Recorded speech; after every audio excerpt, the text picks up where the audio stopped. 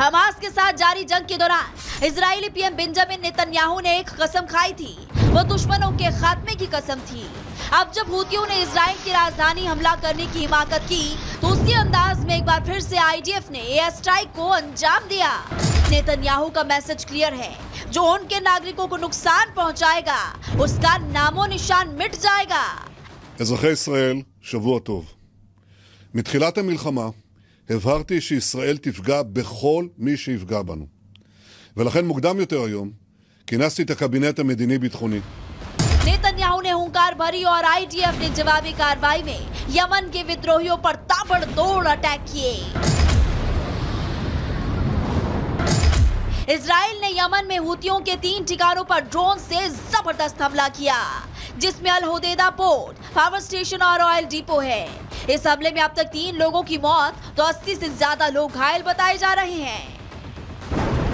Israel ने F-16 लड़ाकू विमान, F-35 एयरक्राफ्ट और ड्रोन मदद से एयर स्ट्राइक को अंजाम दिया। दावा किया जा रहा है कि इस अटैक में अमेरिका और ब्रिटेन का इजराइल को साथ मिला। इजरायली रक्षा मंत्री योव गैलेंट ने यमन पर हमले के बाद क्या कहा, वो आपको सुनवाते हैं। לדם של אזרחים ישראלים יש מחיר, הוא לא הפקר. את זה יודעים היום, גם בלבנון, גם בעזה, גם בתימן וגם במקומות אחרים. אם יעיזו לתקוף אותנו, התוצאה תהיה. वहीं इजराइल के हमलों से दहले यमन में खौफ का माहौल है।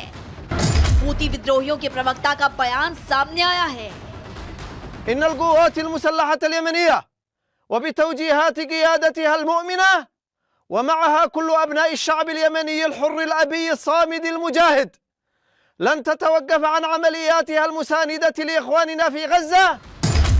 बयान से साफ है कि इजराइल की हमास के साथ जारी जंग आतंकवादियों को पच नहीं रही है।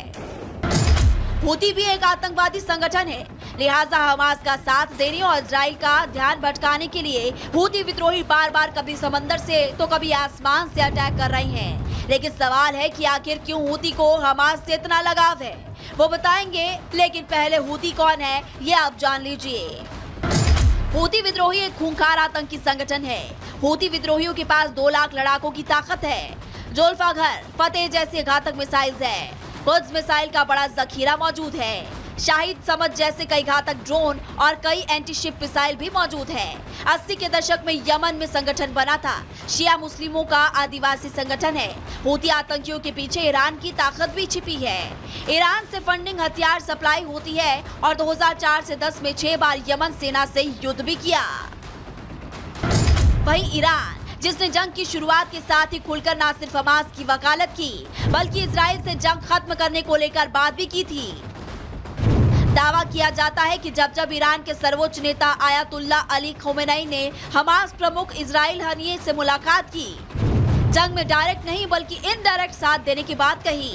और यही वजह है कि ईरान समर्थित हूती बार बार इजराइल पर हमला कर उसे घात पहुंचाने की कोशिश कर रहे हैं।